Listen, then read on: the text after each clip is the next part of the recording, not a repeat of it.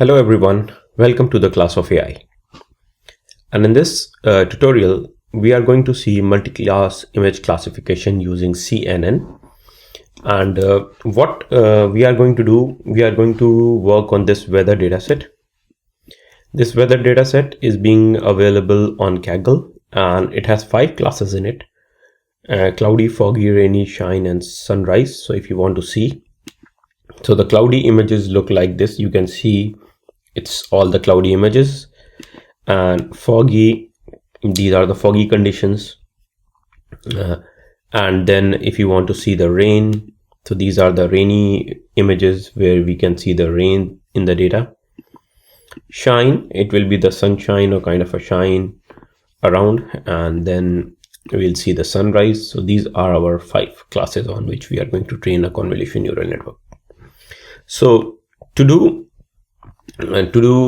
the stuff, what you have to do, you have to download the data from Kaggle, and because I'm using API, so I have already downloaded the data. I have hidden my key and put it XXX. So if you want to know how to directly download the data from Kaggle, see one of my video in class of AI, and I think I have shown somewhere how to download the data from here. Maybe this one. Oh, this one. This is the video. Download the data from Kaggle into Colab using API. So what you have to do now, I have already downloaded the data. If you want to see, so you see the data is available over here or not. No, it's not available, I believe. No, sorry.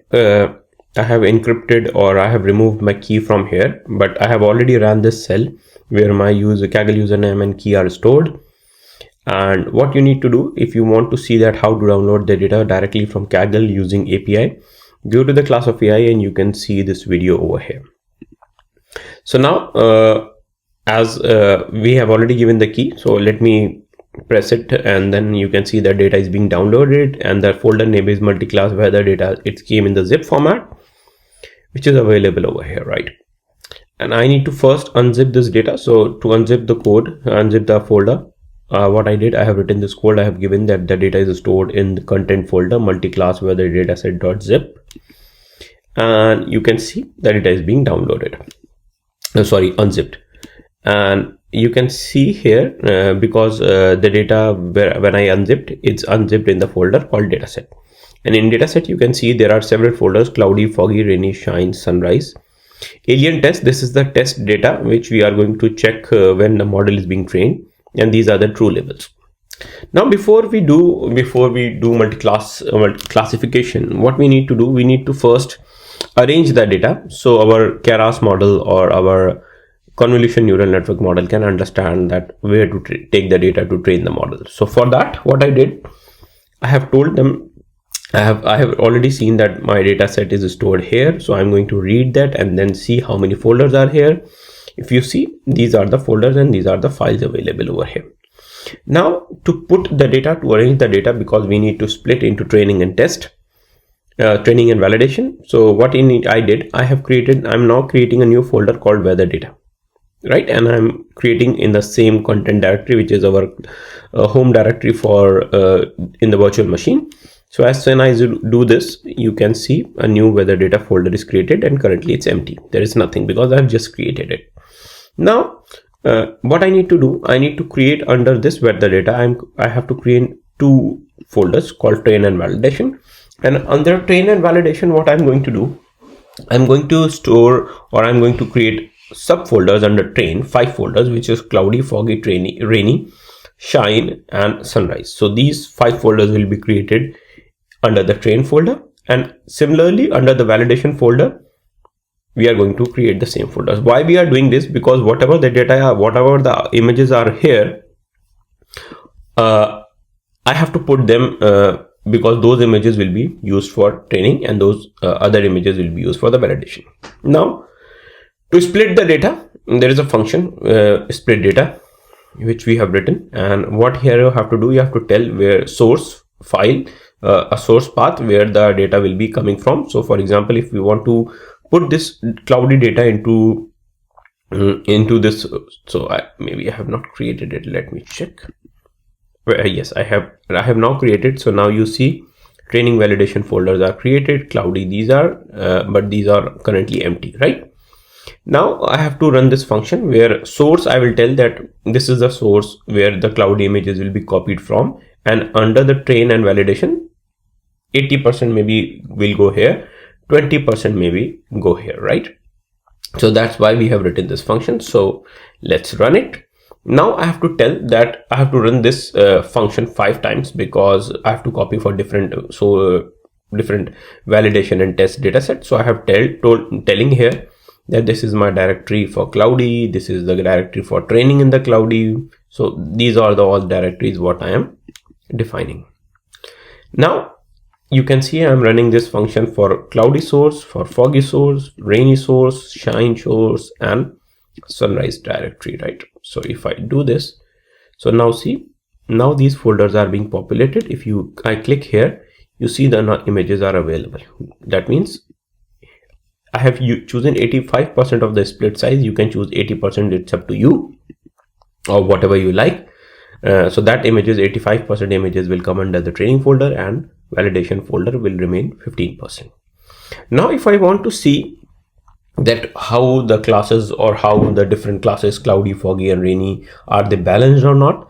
So to do so, what we did, we have created a bar plot, and you see using this bar plot we can see in cloudy we have 250 images, foggy 250, rainy 250 again, shiny we have some less classes, and sunrise are above 250. But if you want to see the exact number, so what I did, I have created a list, and using that list what we are doing, we are picking each of the folder from there and reading their numbers. So you can see these are the numbers in each of the folder. Now similarly for the validation set, you can see these are my validation split. So that means 45 images will be stored here. Similarly, that means both graphs look similar but different in number. So you can see they are pretty similar but different in number because 85 and 15% of the split. Now time to do the data augmentation and start training, because now the data is being arranged in training and validation folder.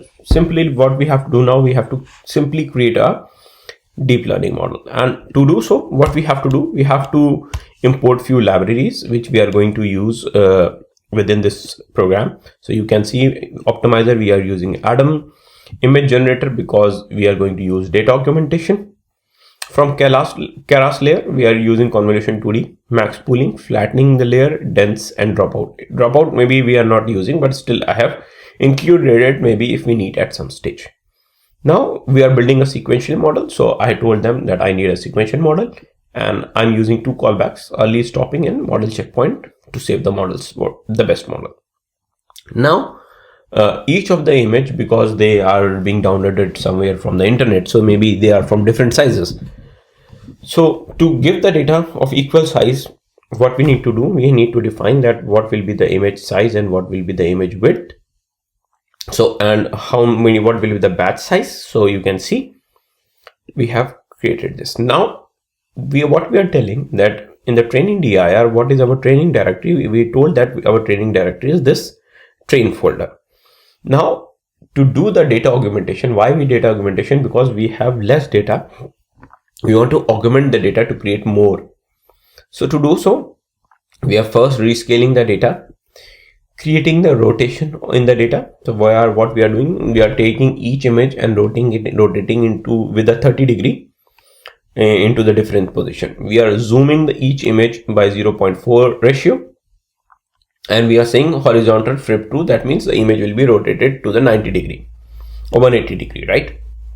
Now using this, we have created a train gen function, and using this train gen, we are saying that go from the train directory, pick the batch size of 16 and class mode, because these are categorical, because it's a multi-class classification problem, and target size, that each image will be picked from here. So now this training generator will be created, and as soon as I click here, there is an error, image generator is not defined, because I have not ran this this part particular right now. Yeah, if I run it, because these, yeah, so you can see now 1 2 7 4 images belong to 5 classes.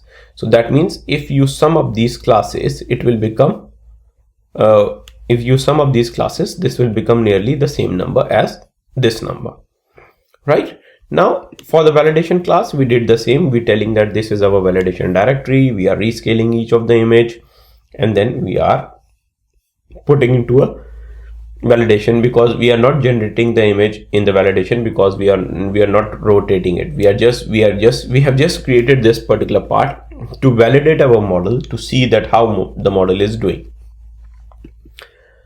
So we have now 226 images into the 5 classes of this. Now to do early stopping, we are saying monitor val loss, patience 5 level, verbose 1, mode is auto, and if we found the best model, we'll save it here, right?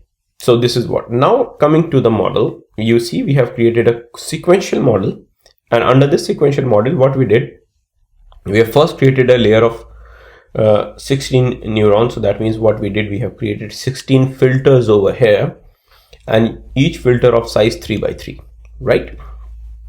After that, we are applying a ReLU function, and because this is the first layer, so we have to define whatever the image will come, it will be first rearranged according to the height. So whatever the image will become, it will be compressed, or you can say it will be reduced by 256 by 256. 3 is here because it's a color image, and after that we did a max pooling layer here, right? So similarly, we are adding layers. We are adding so many layers.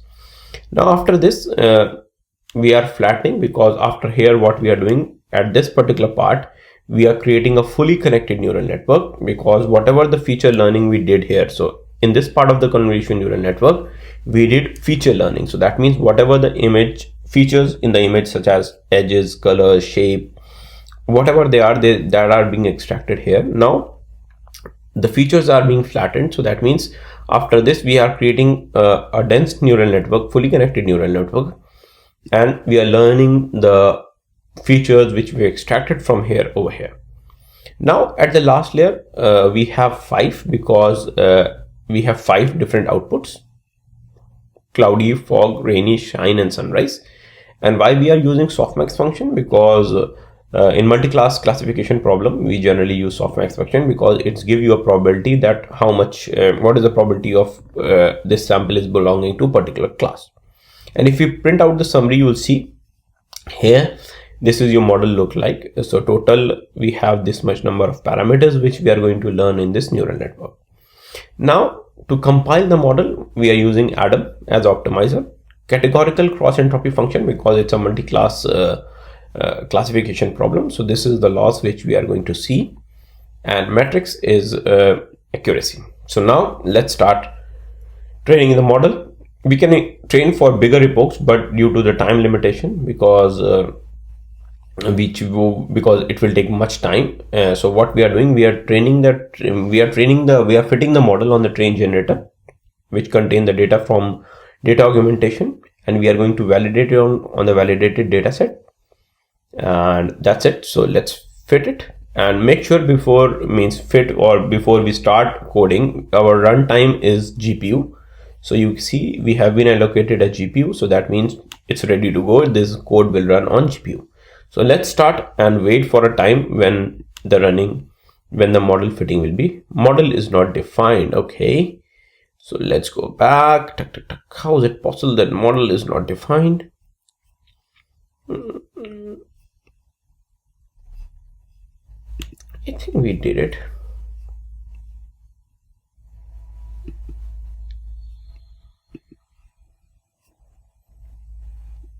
I think we did it.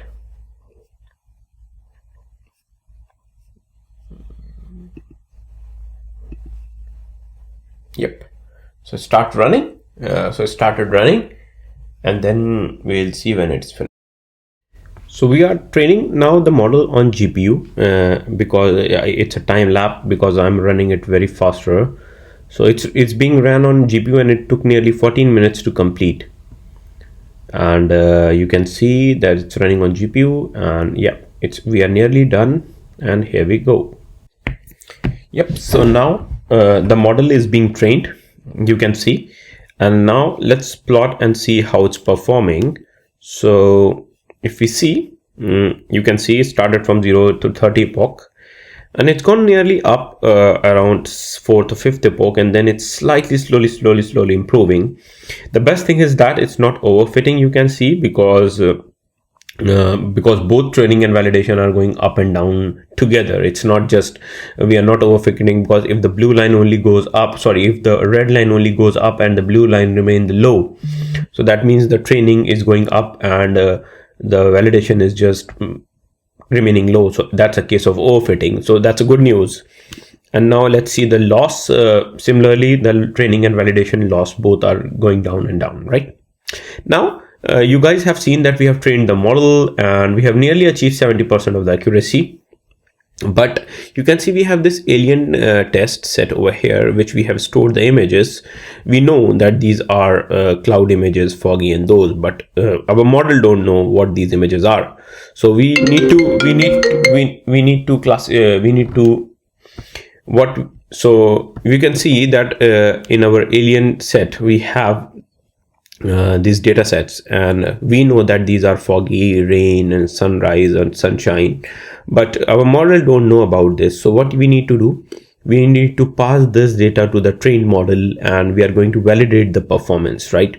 So let's see what we did. So what we do first, we have to read the images into an array form. So what we wrote a function called preprocess image, and we have written that function, right? So you can see now we have dataset alien test set over here, and we are reading it from this path, and we are reading the true labels from here, and then we are putting them in a list, and we are preparing the test processed images like here.